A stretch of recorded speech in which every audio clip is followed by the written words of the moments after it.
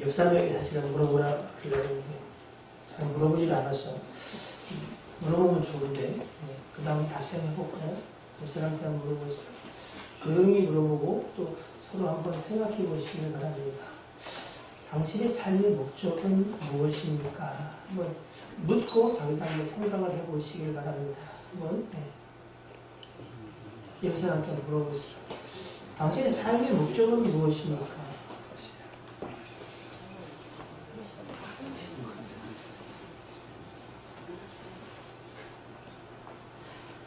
한숨 그냥 코가 삐뚤어지도록 푹 잤으면 좋겠어요. 그게 내 삶의 소원입니까? 피곤한 얼굴들이 많이 보입니다. 한 주간 사역 고생들 하셨습니다.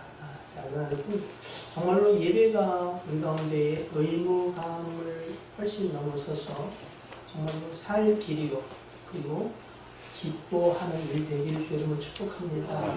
자, 말씀을 우리가 들어야 믿음이 생기잖아요. 그죠? 우리가 말씀을 읽고 듣고 또 말씀을 쫓아 순종하여 살지만 여러분 그 믿음이 생기는 건 예수 그리스도의 말씀을 들으기잖아요. 그러니까 우리가 소원하는 바가 예를 들어서 정말 하나님 앞에 믿음으로 살기 원하고 그죠? 또 믿음의 사람으로 하나님 앞에 인정받기 원한다면 사실 우리는 무엇에 주목해야 돼요? 그 믿음을 주는 하나님의 말씀에 주목해야 돼요. 말씀은 여러분에게 여러분 선포될 때 판단하라고 주는 게 아니에요. 제가 혹시 잘못 전하거나 부족하게 전하는 것이 있어도 성령의 역사를 간구하고 기대한 자에게 성령의 역사 하십니다.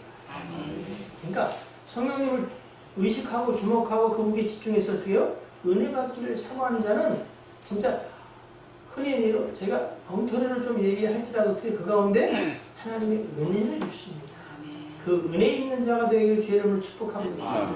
자, 물어봤어요? 그 사람의 대답은 뭐 중요한 게 아니라 여러분은 정말로 여러분의 삶의 목적이 무엇이라고 생각하십니까?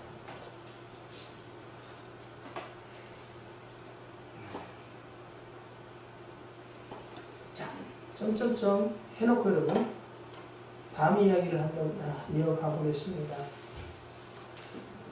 지난달이죠. 지난달 9월 24일 날 통계청에서 2018년 즉 작년 자살률이 발표가 됐어요. 2013년으로 제가 기억하는데 그때부터 약간 우리가 어떻게 해요? 좀 자살률이 조금 떨어져서 OECD에서 부동의 1위를 차지하다가 2위로 내려앉는 듯 하다가 사실은 17년쯤에 다시 자살률이 올라가기를 시작해서 2018년 작년 기준으로 13,670명이 죽었어요. 그러니까 17년에 비해서는 1,200명 정도 더 증가한 거라 그래요. 그 중에 우리가 전체적으로도 OECD 국가 중에서도 자살률이 1위인데 이건 좋은 거 아니죠? 아닌데 특별히 여러분 그 중에서도 10대에서 30대까지의 자살률이 또 우리나라가 1위예요. 무슨 얘기예요? 자살을 선택하는 그 연령대가 낮아지고 있다.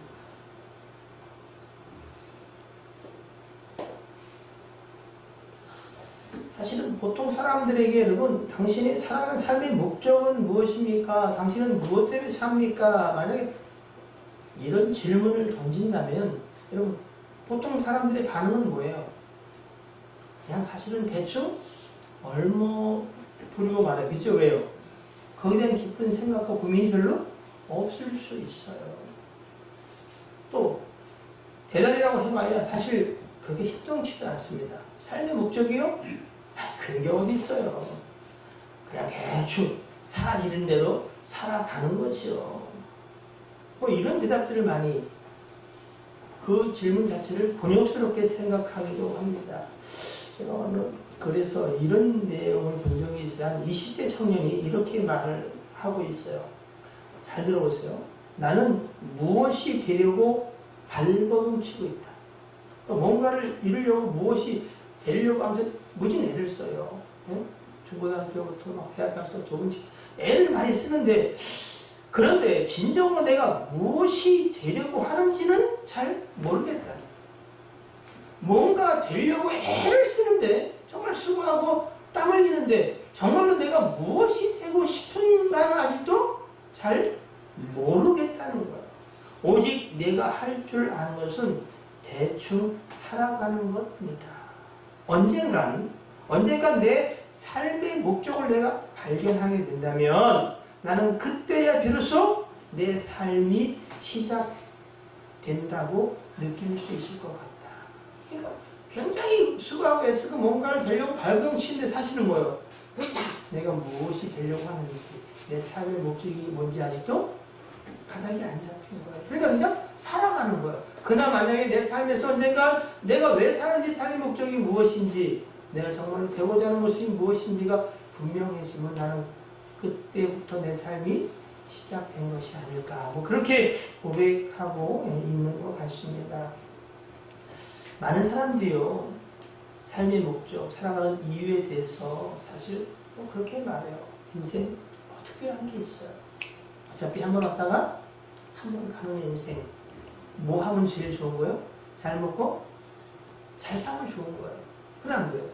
그게 어쩌면 요즘 시대의 유일한 가치와 기준인지도 모르겠어요. 그럼 여러분 보세요. 잘 먹고 잘 살려면 뭐가 필요해요? 돈이. 네? 돈이 필요해요. 그것도 얼마나? 많이. 좀? 많이 필요해요.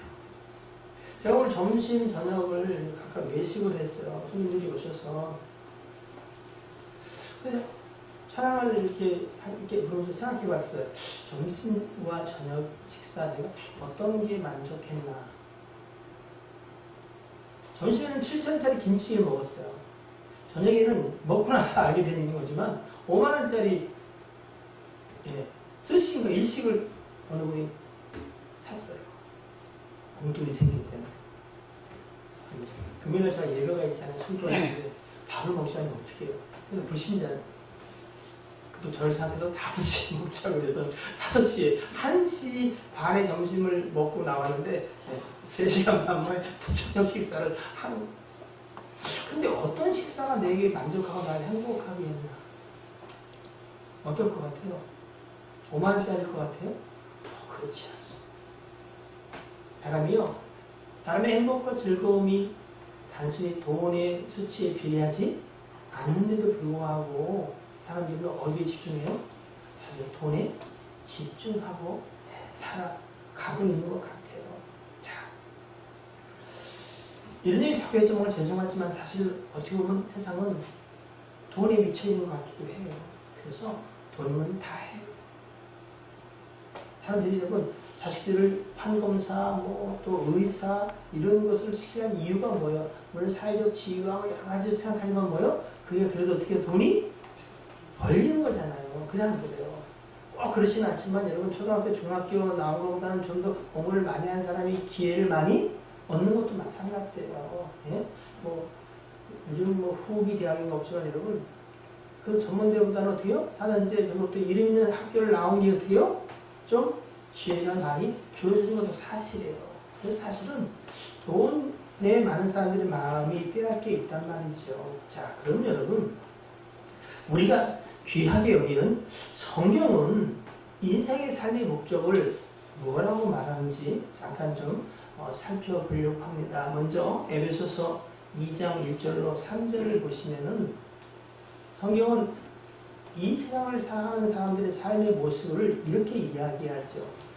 그들이 인지하든 또는 인지하지 못하든 사실은 세상의 모든 사람들은 허물과 어떻게요? 죄로 죽은 상태예요. 죽은 상태에 살아가요. 자, 그럼 여러분 그 죽은 상태에 살아가는 사람들의 삶의 모습이 뭐냐? 2절에 그때에 너희는 뭐야? 그 가운데 허물과 죄로 죽은 상태에서 사실은 하나님 보기엔 죽은 상태예요. 그런데 살아가고 있지요. 자, 어떻게 살아요? 이 세상 풍조를 따르고 세상의 가치와 기준이 시대마다 사실 조금씩 다를 수 있어요. 그런데 어떻게 그것을 쫓아 산다는 거예요.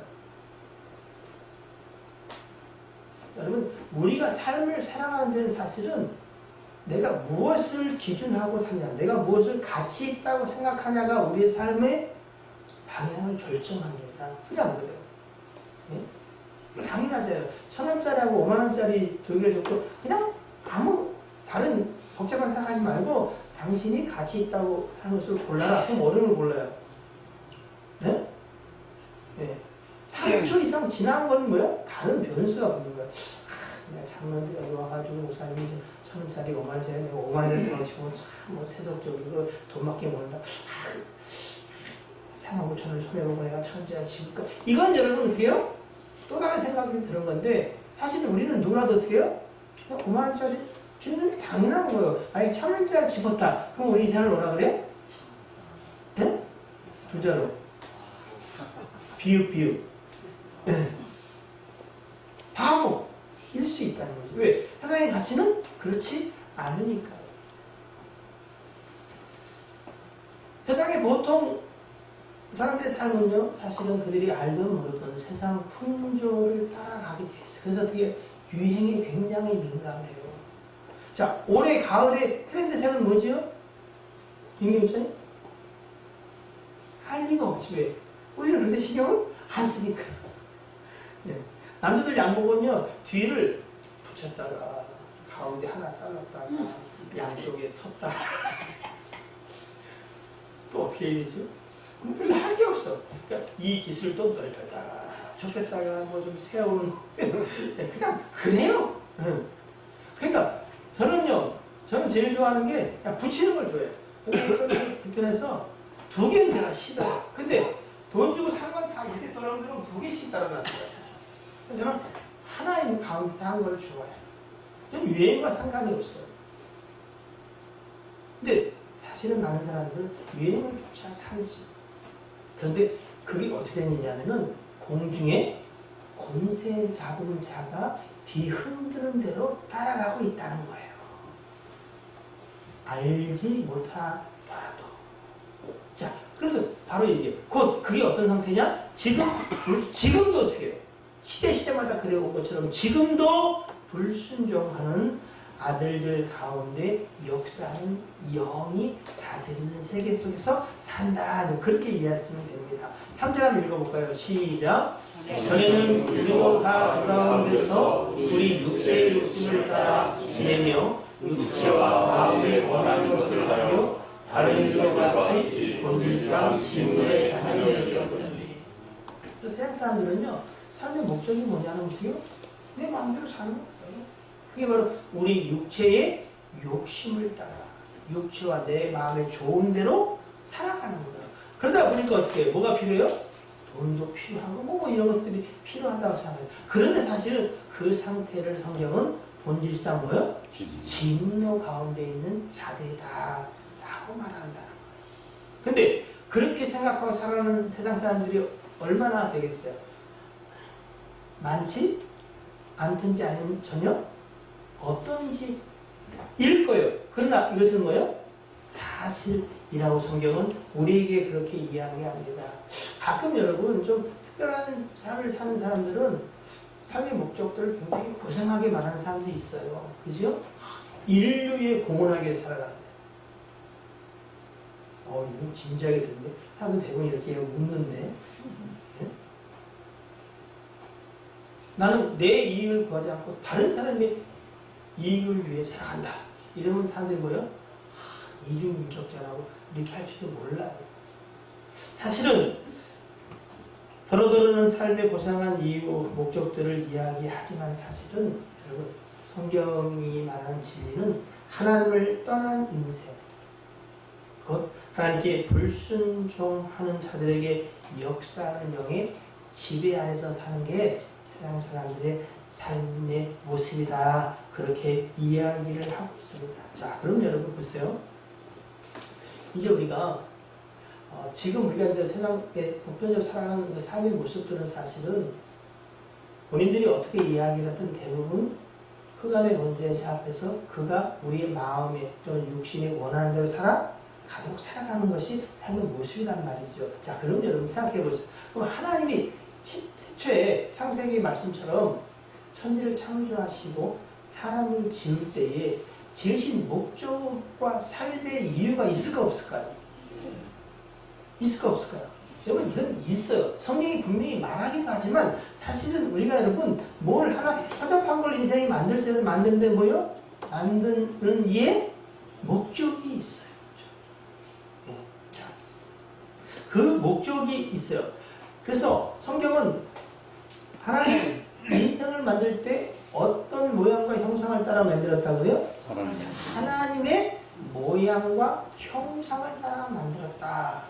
이렇게 이야기를 하죠. 그리고 너무나 잘 아는 이사야 43장 말씀 7절과 21절은 이렇게 표현하기도 하죠. 내 이름으로 불려지는 모든 자. 내 이름, 누구 이름이?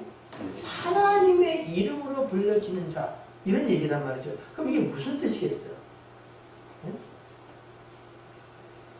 자, 우리 임창욱 청년을 그냥 창욱이라고 부르기도 하지만 또 누구 아들이에요? 아이고 저기 좀 통통하고 좀 키 큰 애 있잖아. 거기 임장님 아들, 그죠? 임장님과 연결돼서 부르잖아요, 그죠? 그러니까 사실 그가 누구이냐 하는 그 정체성이나 아니면 그를 이야기할 때 사실은 대부분 어떻게 해요? 연결되는 이름이 있어요. 그러니까 이해가 되시는 거죠, 그죠? 덥지요, 하나님? 더도 참아야 하는데 허벅지를 꼬집으면서 참아야 하느니라. 자, 송가인 씨라고 아세요? 네. 송가인이 알면 뭐 이렇게 영적으로 이렇게 신령하지 않다 그럴까 그러는 거예요? 몰라요?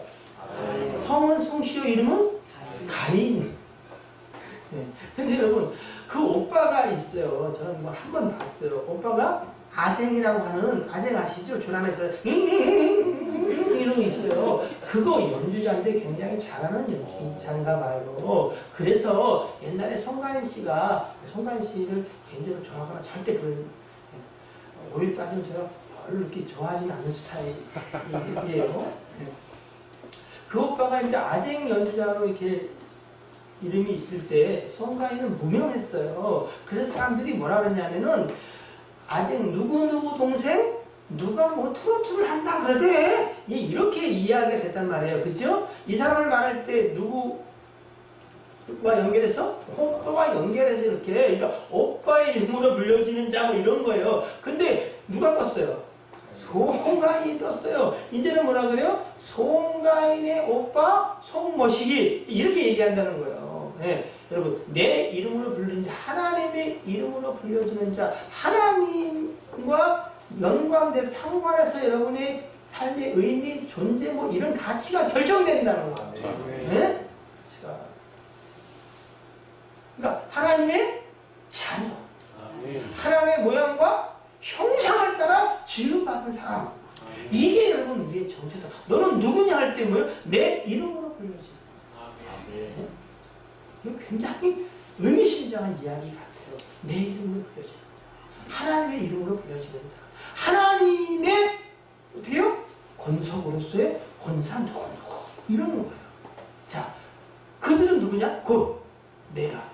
누가 하나님의 이름으로 불려지는 자냐? 내가 내 영광을 위하여 창조한 자들이에요. 그러니까 하나님이 우리를 만들 때 목적이 뭐예요? 그들은 나와 상관이 있게. 구약적 표현은 그들은 나의 백성. 나는 그의 하나님. 신약적 표현으로 말하면 어떻게 해요? 나는 그들의 아버지. 그들은 나의 자녀이라는 거예요. 네? 자, 바로 이 일을 위해서 나는 그들을 창조했다.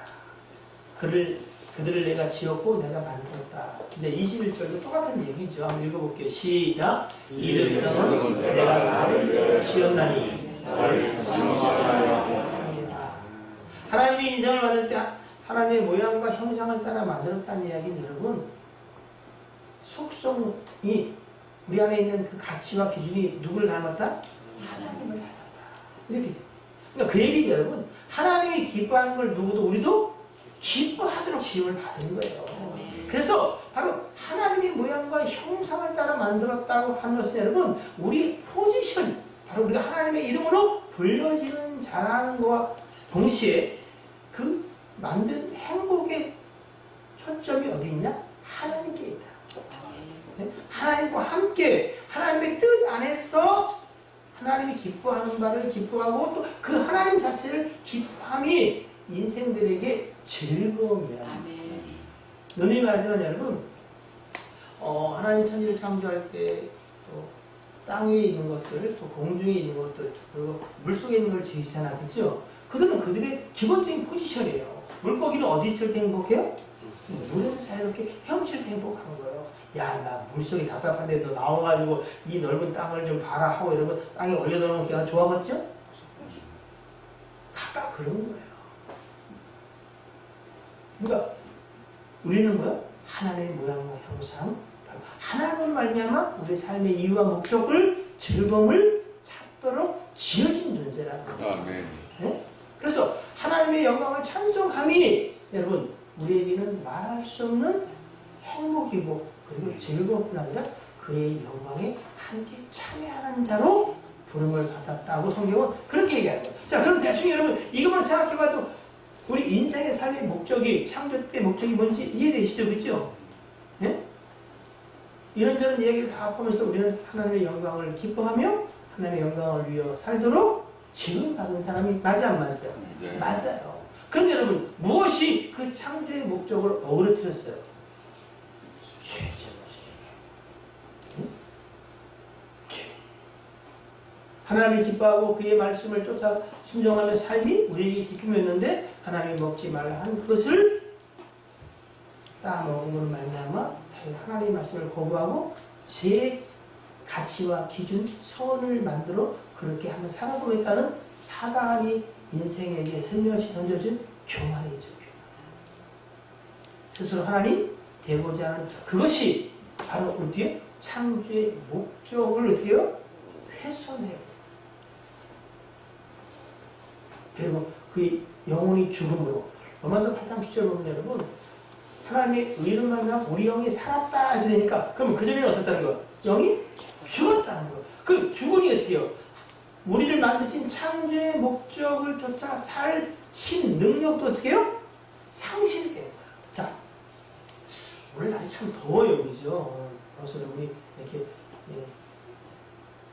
그 추위가 막 시작해가지고 찬바람 불 때 모기들 몇 주간 한 2주간 모기들이 막 극성을 피우더라고요. 근데 어떻게 해요? 창바람 불니까 어떻게 해요? 이놈들이 내거를 못 쳐. 그 모기병 걸린 분이 좀 창문을 좀 열어도 괜찮을 것 같아요. 에어컨을 트세요. 너무 더우면은. 자, 두 가지를 기억해. 자, 하나님이 우리를 창조할 때 창조의 목적이 있다 없다? 목적이 있다. 그 목적을 쫓아 하나님은 우리에게 살아가도록 그 힘을 부여했다 안 했다? 했어요. 하나님과 함께 하나님을 기뻐함으로 그 일들을 이룰 수 있도록 했어요. 자, 근데 죄란 놈이 들어왔어요. 그래서 어떻게 해요? 그 창조의 목적이 훼손됐어. 그리고 그 창조의 목적을 쫓아 살 능력도 사실은 상실한 상태에 있었어요. 자, 잘 보십시오. 왜 우리는 입만 벌리면 예수 그리스도라고 이야기할까요? 여러분도 귀가 따갑게 듣죠, 그죠? 왜 오직 예수 그리스도요? 행복의 시작 예수 그리스도. 왜 예수 그리스도요? 오늘 말씀을 함께 나누는데 요것과 상관해서 왜 예수 그리스도? 그 이름. 오직 유일한 그 이름? 예수 그리스도가 말할까? 한번 잠들 깨울게요. 자유롭게 한번 얘기 좀 해봅시다. 자, 전달한 거예요? 야, 우리 금사님. 왜 예수 그리스도가? 답이 무슨 답이? 정답이. 좋습니다. 네. 자, 2분 더. 정사님, 왜 예수 그리스도요? 이름이 멋있잖아. 예수 그리스도! 이거요?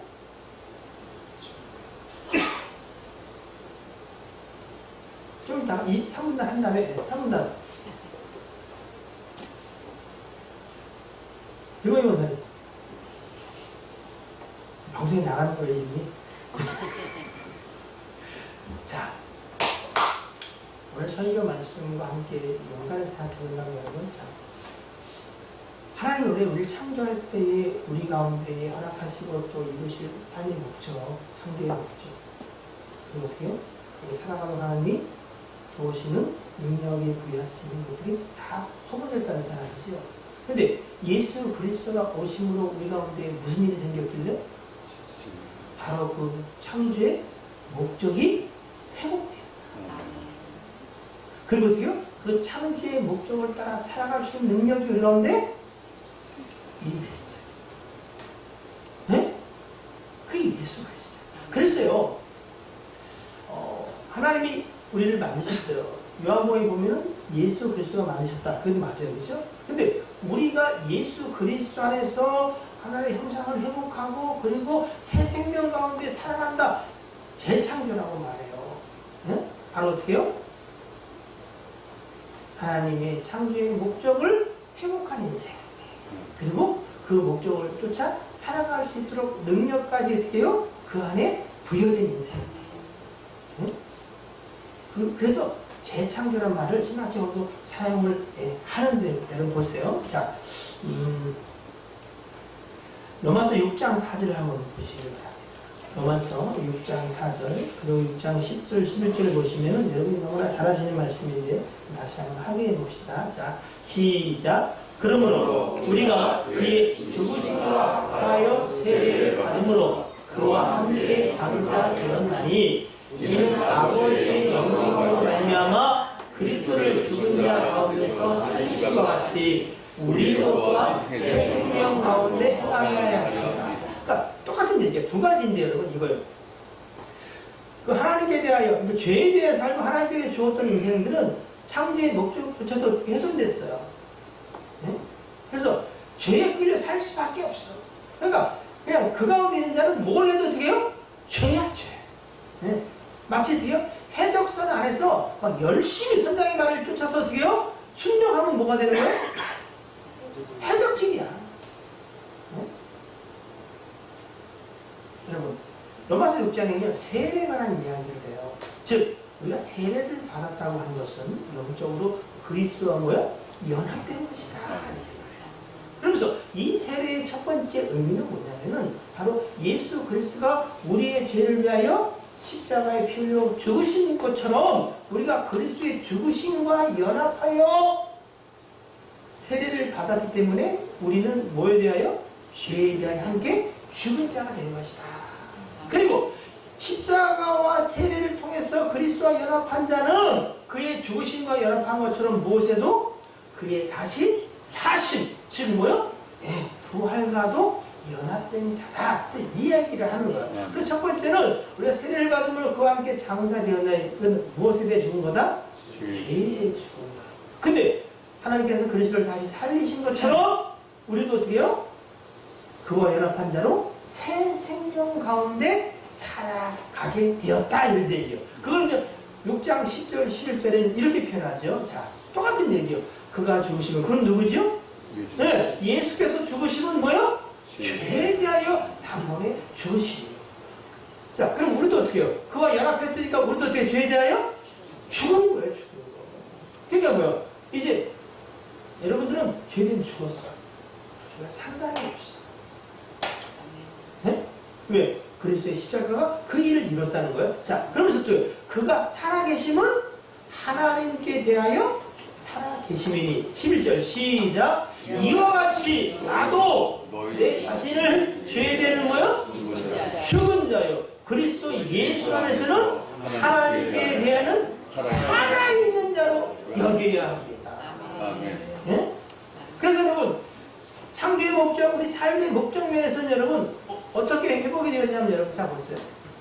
이제 우리가 예수 그리스도의 십자가와 그의 부활에 연합한 자가 되었잖아. 그렇죠? 그래서 갈라디아 2장 2절은 이제는 뭐요? 나는 죽고 내 안에 예수 그리스도가 사세요. 그럼 여러분 이제 내 삶의 목적을 이야기할 때 누가 얘기를 해야 돼요? 내가 말해야 돼요? 예수 그리스도, 내 주 대신 예수님이 이야기해야 돼요. 여러분 누가 물으면 내 주 대신 예수 그리스도 편에서 얘기하세요? 그 불법이야. 이제 우리의 삶의 목적이 회복된 건 뭐예요? 내 삶의 주인이 왜 우리가 죄 가운데 허물 가운데 있을 때에 창조의 목적이 훼손되었냐? 요한복음 8장 44절 예? 뭐라고 돼 있어요? 너희는 너희 아비 마귀에서 난 에베소 2장에도 뭐요? 너희 가운데 역사는 공중의 권세 잡은 자. 예? 그가 우리의 삶을 뒤흔드는 거예요. 그러니까 뭐요? 그가 원하는 바대로 우리가 살아가는 거예요. 그게 육체와 마음에 원하는 대로 사는 거예요. 여러분, 유일한 가치가 있어요. 시대마다 변하지 않는 한 가지. 각각 다른 것 같지만 한 가지는 변하지 않아요. 뭐요? 제 소견에 좋은 대로 오죠. 네? 제 소견에 좋은 대로. 곧 여러분, 그 마음의 원대로 행하시느니라. 딱 한 분 누구요? 하나님 한 분이야. 근데 어떻게 해요? 사단은 어떻게 해요? 우리한테 어떻게 해요? 그 유일한 가치를 준 거야. 네가 하나님이잖아. 네가 원하는 대로 해. 네 소견에 좋은 대로. 그것이 이제 어떻게 해요? 내 주인이 다시 바뀌었어요. 네? 내가 이제 하나님의 자녀, 예수 그리스도가 내 삶의 주인이 되었어요. 그러니까 뭐요? 그리스도가 내 삶의 목적과 이유예요. 자, 여러분, 이제 이거부터 먼저 볼게요. 여러분. 정말 내 삶의 목적은 뭔가? 그리고 내 주는 이 땅에 오셔서 당신의 삶의 목적을 무엇이라고 이야기했는가 하는 걸 살펴볼 필요가 좀 있을 것 같아요. 그렇죠? 자, 요한복음 17장.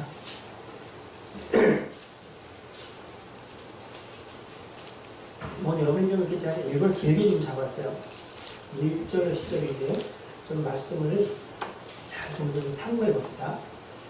예수께서 이 말씀을 하시고 눈을 들어 하늘을 우러러 이르시되 아버지여 때가 이르렀사오니. 이게 이제 예수님이 곧 십자가에 죽으시고 아버지로 갈 날이 많지 않은 날 가운데 하신 이야기요. 자, 뭐라 하시냐? 아들을 영화롭게 하사, 영광스럽게 하사 아들로 아버지를 영화롭게 하게 하소서. 내가 영화롭게 되는 목적도 누구예요? 아버지를 영화롭게 하는 데 있습니다. 뭐 그렇게 이해하셔도 돼요. 자, 2절 청원사님 크게 읽어보세요. 아버지께서 아들에게 주신 모든 사람에게 영생을 주게 하시려고 만민을 다스리는 권세를 아들에게 주셨음이로소이다. 자, 그래서 영생은 시작. 곧 위대하신 하나님과 그의 보내신 자 예수 그리스도를 아는 것입니다. 이렇게 말하면서 보세요. 자, 4절에 아버지께서 내게 하라고. 자, 보세요. 아버지께서 내게 하라고. 나는 누구죠? 예수님이죠. 아버지께서 예수님께 내게 하라고 주신 일을 내가 예수님이 다 이루어 아버지를 이 세상에서 영화롭게 하사오니. 자, 이 4절 말씀 다시 열어주세요. 4절을 보면 여러분, 예수님이 이 땅에 오신 이유가 뭐예요? 네? 아버지가 예수님께 하라고 주신 일을 이루어 그 이루는 것이 하나님께 뭐예요? 영광이 되는 것이라는 거죠. 그죠? 그러니까 뭐 나눠보면은 아버지께서 예수님께 주신 명령, 그죠? 그것을 이루는 거. 그게 곧 뭐예요? 아버지를 영화롭게 하는 거. 이게 똑같은 얘기죠, 그죠? 자, 그렇게 하였사오니 하셨다는 거예요. 자, 5절입니다. 아버지여, 창세전에 내가 아버지와 함께 가졌던 영화로서 지금도 아버지와 함께 나를 영화롭게 하소서. 이건 예수 그리스도의 창조전부터 함께 있던 하나님의 의미지만 여러분, 인생을 창조하시고 하나님의 모양과 형상을 따라 하나님이 지으셨다는 얘기는 우리를 이미 어떻게 하나님의 영광을 나눠주사 하나님과 함께 영화로운 자로 사실 만드신 거예요. 네? 그래서 그 만드신 모든 것들을 어떻게 해요? 다스리고 지배하고 정복하고 충만하라고 하신 거예요. 네? 인생 피조물로는 더 이상 어떻게 해요? 그보다 큰 영광스러움이 없는 상태로 사실 우리를 만드신 거예요. 네? 근데 어떻게 해요? 스스로 하나님이 되어오냐 하는 사단의 게임에 인생들이 죄를 범하는 거죠. 자, 보십시오. 6절. 세상 중에서 내게 주신 사람들에게 내가 아버지의 이름을 나타내었나이다. 그들은 아버지의 것이었는데 내게 주셨으며 그들은 아버지의 말씀을 지켰나이다. 지금 그들은 아버지께서 내게 주신 것이 다 아버지로부터 온 것인 줄 알았나이다. 나는 아버지께서 내게 주신 말씀들을 두어 그들에게 또 주었고 그들은 이것을 받고 내가 아버지께로부터 나온 줄을 참으로 아오니 아버지께서 나를 보내신 줄도 믿었사옵나이다.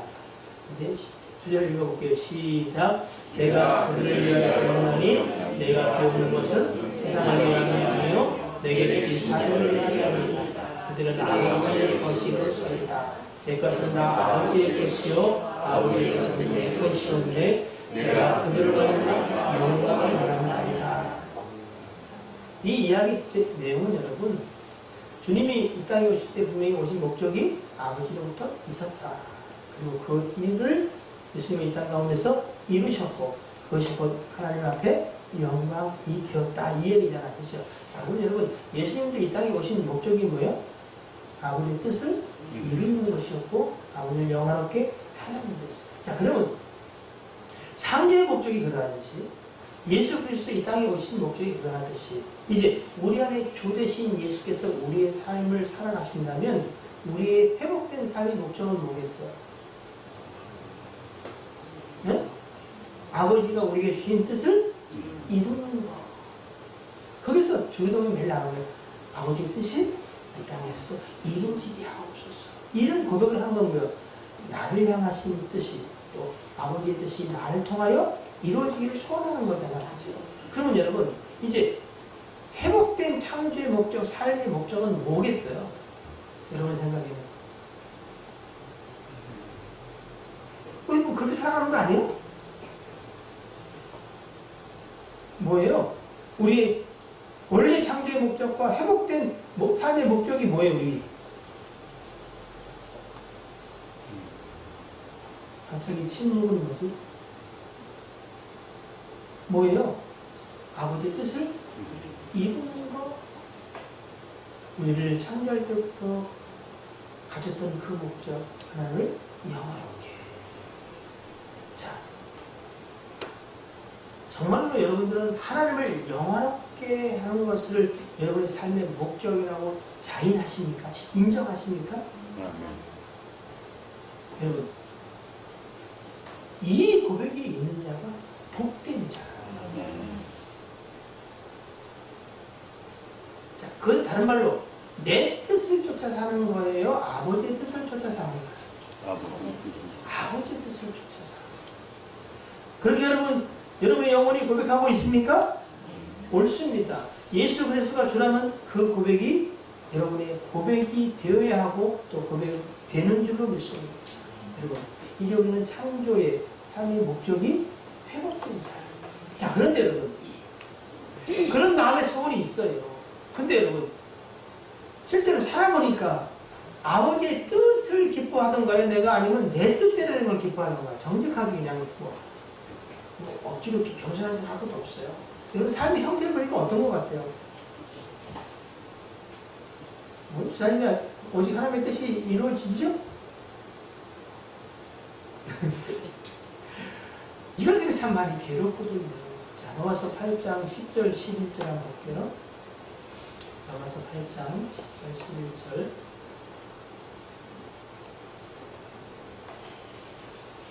또 그리스도께서 너희 안에 계시면, 여러분 안에 계십니까? 아멘. 그러면 뭐요? 몸은 죄로 말미암아 죽은 것이나 일단 사는 게 있어요. 뭐요? 우리의 영은 의로 말미암아 살아있는 것이니라. 그래서 로마서 8장 14, 15절 가면 이렇게 말해요. 내 안에 있는 내 영과 성령이 내가 누구인 것을 하나님의 자녀인 것을 증거해요. 그러니까 내 영은 뭐요? 하나님의 자녀로서 산 것을 알아. 근데 뭐요? 육체의 삶은 아직 하나님의 자녀다운 삶을 살고 있지 못해. 그러니까 쉽게 얘기하면 이 영이 살아서 예수께서 내 주 되시는 것을 통해서 삶의 목적, 창조의 목적은 회복된 반면에 뭐가 없어요? 그 창조의 목적을 따라 갈 수 있는 능력은 뭐요? 우리가 부족해. 그런데 거기서 끝나는 게 아니야. 11절 시작. 예수를 죽은 자 가운데서 살리신 이의 영이 너희 안에 거하시면 그리스도 예수를 죽은 자 가운데서 살리신 이가 너희 안에서 거하시는 그의 영으로 말미암아 너희 죽을 몸도 뭐요? 살리는 것이에요. 그럼 여러분, 내 안에 창조의 목적, 삶의 목적을 쫓아 살아갈 수 있는 능력이 있어 없어요? 있어 없어요? 있어. 그게 뭐예요? 성령이에요. 오늘 여러분이 찬양 부르지요. 성령의 권능에 대해 능력이 되기를. 사실은 여러분, 그게 반을 막 안 들을지 몰라요. 그냥 성령의 그의 능력으로 우리를 어떻게 해요? 그렇게 살아가도록 인도하시는 거예요. 그러나 우리의 영이 있고 우리의 자유의지가 있잖아요. 그렇지요? 여러분 안에 예수 그리스도가 주되어 말미암아 창조의 목적이 회복되심을 믿으십니까? 이제 여러분 썩어진 몸조차도 살리기 위하여 하나님의 능력이 우리 가운데 오사 우리의 삶을 창조의 목적대로 인도에 가실 것을 믿으십니까? 네! 이제 우리 속에 어떻게 해요? 창조의 목적뿐 아니라 그 목적대로 살아갈 수 있는 힘이 부여가 돼요. 근데 두 가지 조건이죠. 예수 그리스도의 내 삶의 주인인 것과 그리고 내 삶의 능력이 누구에게 있다? 성령께.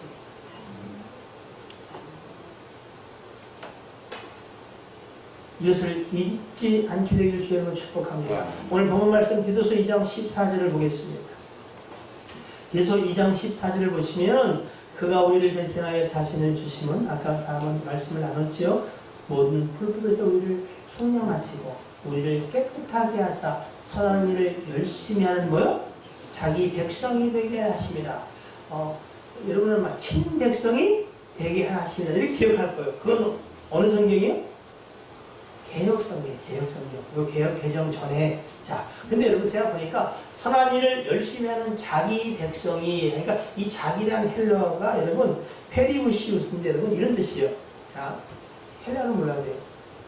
이 자기가 선택된, 무슨? 선택된, 또 특별한, 무슨? 특별한 하나님의 백성. 이 백성은 라오스예요, 라오스 백성. 그 뜻이에요. 그러니까 선한 일을 열심히 하는 하나님이 뭐요? 선택된 백성. 하나님의 특별한 백성이, 특별한 소유가 되게 하게 하십니다. 이렇게 되어 있습니다.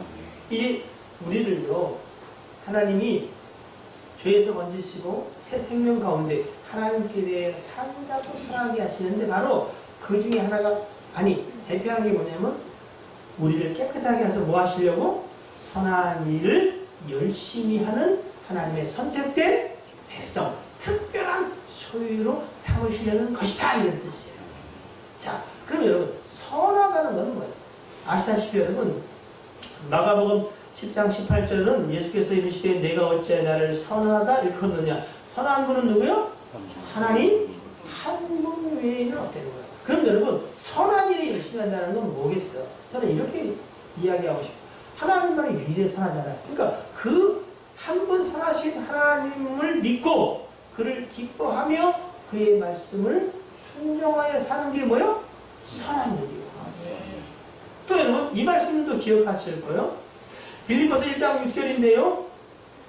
한번 같이 읽어볼까요? 시작. 너희 안에서 선한 일, 착한 일을 시작하시니가 그리스도 예수의 날까지 이루실 줄 우리가 확신하노라. 우리 안에서 여러분 착한 일, 선한 일을 시작하셨어요. 하나님이 그 선한 일이 뭐겠어요? 뭐 구원의 역사일 수 있어요. 그 선한 일이 뭐겠어요? 본래부터 만들었던 창조의 목적을 회복시키시고 그 목적을 쫓아 살아갈 수 있도록 하나님의 자녀로서 신의 성품에 뭐 참여하도록 뭐 이렇게 우리가 다 얘기할 수 있죠. 바로 그 일을 시작한 그분이 예수 그리스도의 날까지 그 뭐요? 주님이 다시 오실 때까지 이 일을 우리가요 이루실 것을 확신한다 이런 얘기예요. 자, 여러분 정리하면 이렇습니다. 우리가 죄로 말미암아 우리의 창조 그리고 삶의 목적을 상실했어. 그리고 어떻게요? 우리는 우리의 의지대로 사는 것 같아 사실은 뭐요? 흑암의 권세에 묶여서 살아가고 있었다. 그러니까 삶의 목적도 그 삶의 목적을 이룰 능력도 없었어요. 그래서 주님 하나님이 예수 그리스도를 이 땅에 보내셔서 어떻게 해요? 그를 죽게 하심으로 죄에 대해 성령하시고 다시 사심으로 우리 또한 하나님 앞에 산자로 새 생명 가운데 행하게 하셨다. 그리고 우리를 깨끗하게 하신 그분이 우리 안에서 무엇을? 하나님이 기뻐하시고 원하시는 선하신 일에 열심하는 하나님의 특별한 백성으로 우리를 인도해가고 계신다 이야기입니다. 자, 그러면은 이제 본문은 14절이지만 그 위에 말씀을 잠깐 보면 디도서 2장 11절로 13절을 보시면 이렇게 우리에게 말해요. 자, 모든 사람에게 구원을 주신 하나님의 은혜가 나타나 우리를 양육, 키워 성장시켜 가시되 뭐요? 경건하지 않은 것과 이 세상 정욕을 다 버리고 신중함과 의로움과 경건함으로 이 세상에 살아가도록 하는 것과 또 어떻게요? 복스러운 소망과 우리의 크신 하나님 구주 예수 그리스도의 영광이 나타나심을 기다리게 하셨다. 이렇게 되어 있다는 거죠. 이제 여러분, 우리가 하나님이 기뻐하시고 원하시는 그 선하신 일에 열심히 하는 특별한 하나님의 백성이 되었는데 그 덕목이 뭐냐면은 우리를 양육하시되 경건하지 않은 것과 이 세상 정욕을 버리도록 하는 것과 또 신중함과 의로움과 경건함으로 이 세상을 사랑하게 하는 것, 그리고 어떻게요? 우리로 복수한 소망 주 예수 그리스도의 영광 중에 나타나심을 사모 기다리게 하셨다는 거예요. 자, 이렇게 들으면 여러분, 우리가 경건하지 않은 것과 이 세상 정욕을 다 버리고 살아야 되는데 사람이 어떻게 하지? 그런 고민이 있을 수 있어요. 그러나 여러분, 디도서는요 3장에 뭐라고 말하냐면 3장 4절 5절인데요 한번 찾으신 분은 성경에서 한번 찾아보세요. 디도서 준비가 안 되는데 여러분, 디도서 3장 4절 5절 보면은 우리 구주 하나님의 자비와 사랑하심이 나타날 때 5절 한번 읽어볼게요. 시작. 우리를 구원하시되 우리의 행함과 의로운 행위로 말미암지 아니하고 오직 그의 긍휼하심을 따라 중생의 시승과 성령의 새롭게 하심으로 하셨나니. 이렇게 되어 있습니다.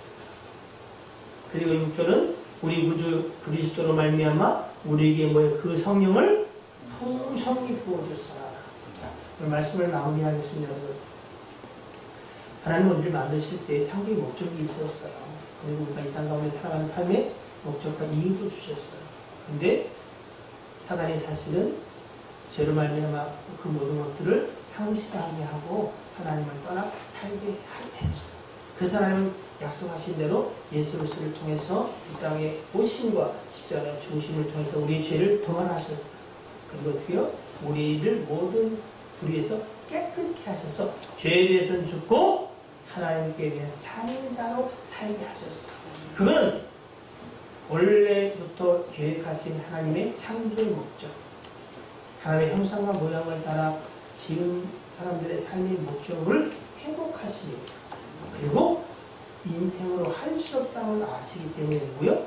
성령을 보내셔서 그렇게 살아가도록 제도적 장치를 우리 가운데 하셨다. 우리를 향하신 하나님의 뜻은 우리를 양육하시되 경건하지 않은 것과 이 세상 정욕을 버리게 하시는 거예요. 우리에게 신중함과 의로움과 경건함으로 이 땅에 살게 하는 거예요. 그리고 다시 오실, 즉 영원한 나라를 사모하게 하는 거예요. 근데 인생이 그것을 의지적으로 된다고 주님 믿으시는 게 아니에요. 그래서 디도 3장 다시 한번 우리에게 말씀하시되 우리를 구원하시되 우리가 행함과 의로운 행위로 말미암지 아니하고 오직 하나님의 긍휼하심을 따라 중생의 시승과 성령의 새롭게 하심으로 한 것처럼 저와 여러분의 그 양육하시는 삶조차도 누가? 하나님이 그 일을 이루시겠다고 우리에게 선언하고 계시다. 그러니까 어때요? 주님이 그거 하시구나. 응? 그 사실은 인생에 구할 건 딱 한 가지예요. 가장 좋은 걸 구하면 돼요. 뭐요? 성령. 우리 구원의 인치과 보증이 되시고 구원받은 자의 삶을 견인하시는 성령 하나님. 창조의 목적의 회복뿐 아니라 그 창조의 목적을 쫓아 살아갈 수 있도록 부여된 능력. 그래서 베드로서는 뭐예요? 우리가 구원의 날까지 하나님의 능력으로 보호하시는 거예요. 여러분 망할 수가 없게 돼요. 행위를 하면 절대. 오직 그렇게 하나님이 작정하셨어요. 여러분을 주 예수 그리스도에서 자기 백성, 뭐요? 자기 선택한 백성, 특별한 소유로 작정을 하시고 내 구원이 그러하듯이 구원받은 자의 삶도 어떻게요? 그러한 거예요. 여러분, 우리가 내 의로움을 자랑하고 사람을 판단하고 정죄하는 일보다 악한 일이 없어요. 여러분이 믿고 구원받은 것은 여러분의 행위를 말미암습니까? 아니면 성령의 역사하심을 말미암습니까? 대답을 하셔야 돼요. 성령의 역사하시는 거예요. 그러면 이게 우리가 살아가는 것도 우리의 행위와 우리의 의지에 달렸습니까? 아니면 그분의 역사하심에 달렸습니까? 그분의 역사하심. 오늘 우리의 말씀을 통해서 내 안에서 역사하시는 분이 이렇게 우리를 이끌고 가구나. 경건하지 않은 것과 이 세상의 정욕을 버리게 하시는구나. 어떻게요? 우리에게 신령함과 의로움과 경건함을 이 땅에 살아가게 하시겠구나. 우리는 어떻게요? 이 땅에 아니라 영원한 나라에서 살 것을 소망하도록 우리 삶을 인도해 가시는구나. 그럴 때 어떻게요? 주여 나도 기뻐 하나님. 그러나 내 의지와 내 행위로 이것이 안 되면 다시 한번 자인합니다. 다시 한번 내 안에 충만한 성령의 임하심을 통해서 오늘 디도 3장 6절 말씀처럼 우리 주 예수 그리스도로 말미암아 우리에게 그 성령을 풍성히 부어주사 우리로 그의 은혜를 힘입어 의롭다 심을 얻어 영생의 소망을 따라 상속자가 되게 하십니다. 이 일은 이미 이루어졌다. 여러분 힘들고 어려우십니까? 신앙의 정체 여러분 로마서 8장을 읽어보십시오. 하나님은 미리 아신 자들 여러분이요 자기의 선택된 특별한 소유로 하실 이들을 그리스도 안에서 여러분을 아셨어요. 그리고 여러분을 뭐요? 선택하셨어요. 그리고 여러분을 뭐요? 그리스도 안에서 부르셨어요. 부르셔서 하나님의 자녀가 되게 하셨어요. 그뿐 아니라 하나님은 이미 여러분을 어떻게 해요? 영화롭게 하사 천국에 앉히셨어요. 그리고 예수 그리스도의 날에 그 일이 우리에게 온전히 이루어진 것을 보여주시고 이런 여러분 하나님의 창조 때부터 이미 하나님께는 이루어진 우리가 붙잡는 것은 이 일을 이루시고 또 이루시고 마침내 이루실 하나님을 의지합니다. 그래서 저는 보세요. 내가 진짜 성령만이 우리가 구할 가장 좋은 거라고 진짜 의심 없이 기쁨으로 그것을 구할 때가 되면 이 모든 하나님의 신실한 약속이 우리의 삶에서 이렇게 경험되는 게 아니라 능력으로 나타나겠구나 하는 생각을 하게 됩니다. 시편 34편 8절에 보면 나는 여호와의 선하심을 너희는 여호와의 선하심을 맛보아 알지어다. 그에게 피하는 자는 복이 있도다. 우리는 다시 한번 하나님의 선하심에 기대요. 그리고 그에게 피한 여러분들을 주를 축복합니다. 그 문제가 무엇이든 간에 하나님은 여러분을 이렇게 작정하셨어요. 여러분, 참 선하심을 아시죠? 주일날 말씀 기억하시. 그 하나님은 여러분이 진짜로 그 선하심을 갖고 알기를 해요. 그러면 어떻게 해야 돼요? 여호와를 의지해야 돼. 내게 피해야 돼. 그분께 여러분 기도하셔야 합니다. 이제 여러분 말씀은 분명히 하나님은 창조 때 만드신 그 목적과 그 뜻을 상실한 인생에게 다시 회복시켰어요. 그죠? 그리고 그의 능력으로 이 일을 이루시겠다고 작정하셨어요. 그리고 빌립보서 2장 13절 14절 보시면 너희 안에서 행하시는 이는 하나님이시니 바로 이제 내 마음의 원대로 행하시는 자들에게부터 우리가 어디요? 하나님이 행하시는 자들로 우리가 변화되었는데 이제 하나님은 자기의 기쁘신 뜻을 위하여 너희에게 소원을 두고 행하게 하신다. 여러분 큰 뜻은 그래요. 그러나 우리는 하나님께 기도하고 성령을 구할 때에 그때마다 성령님은 우리에게 어떻게 해요? 당신의 기쁘신 뜻을 생각나게 하세요. 그리고 그 길로 가도록 우리를 인도하신다는 거예요. 그래서 우리가 그분의 음성에 귀를 세우기 기회를 해요. 만약에 하나님이 우리 안에서 그 목적을 이루어 가시는 게 분명하고 그때마다 우리의 삶을 견인하기 위해서 하나님의 기쁘신 소원을 우리에게 알게 하신다면 우리가 당하는 모든 일 가운데 시비와 원망이 있을 필요가 있을까 없을까요? 시비와 원망이 필요 없는 거예요. 아니, 시비와 원망이 생긴다. 누구 때문이다라고 원망이 생기고 서로 시비하고 다투. 이건 뭐예요? 하나님의 뜻이 아니라 누구의 뜻을 이루어 가려고 사는 거예요? 인생의 뜻을 이루어 가려고 살기 때문에 시비와 원망이 생기는 거예요. 네? 진짜 하나님이 내 안에서 온전히 그 일을 이루시고 순간순간 내 안에서 기쁘신 소원을 두고 행하게 하신 일이 맞고 나도 순종하여 간다면 여러분 시비와 원망이 생길까 안 생길까? 하나님은 이렇게 여러분을 성령 충만한 가운데 하나님의 뜻하신 대로 이끌어가도록 하시고, 아직 연약한 부분이 있어서 저 사람 때문에 나는 원망도 있고 시기도 하고 한다면 여러분 괜찮아요. 사실 여러분 그건 별 문제가 되지 않습니다. 아니 권사가 목사가 왜 저래? 그런 말 필요 없어요. 그냥 이 사람은 아직 그 상태에 그 수준에 머물러 있는가? 아직 저 수준에 있구나. 이렇게 이해하시면 돼요. 그러나 어떻게요? 하나님은 마침내 뜻하신 바를 뭐 이루어 가실 겁니다. 누구를 바라봐요? 하나님. 무엇을 바라봐요? 그의 신실한 약속. 이것을 오늘 주님은 우리에게 이야기하고 계십니다. 여러분은요, 하나님의 자기 백성, 선택된 백성, 특별한 소유를 주는 것입니다. 이거보다 복된 인생은 없어요. 믿으십니까? 이제 구할바는 뭐요? 그럼 여러분 눈이 밝아져. 이제 전체적으로 조명이 됩니다. 그래서 어떻게요? 5만원짜리 먹은 것보다 7천원짜리 먹었을 때의 기쁨이 돈이 문제가 아닙니다. 누구와 같이 식사를 했느냐. 네? 그 식사 자리가 즐거우냐. 하나님과 동행함이, 하나님과 함께함이, 성령의 충만함이 여러분의 기쁨이기를 주님을 축복합니다. 그것이 삶의 고된 일, 내가 원치 않은 일을 당할 때 내 하는 염려도 사라지게 할 줄로 믿습니다. 기도하겠습니다.